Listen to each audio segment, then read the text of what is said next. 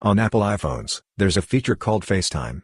Through FaceTime, you can make audio calls or video calls with other Apple iPhone users. Anyways, when you're making a video call through FaceTime on an Apple iPhone, if you want to switch off your video in between, you can do that. After that, others cannot see your video.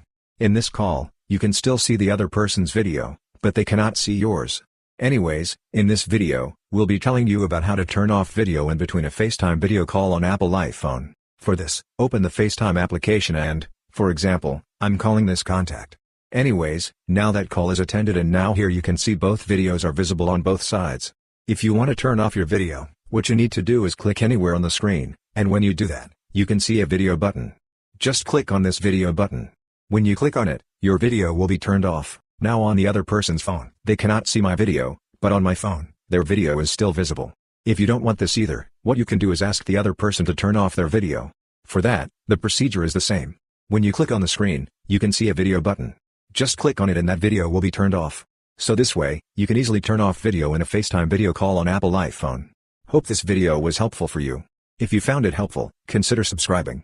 See you in the next video.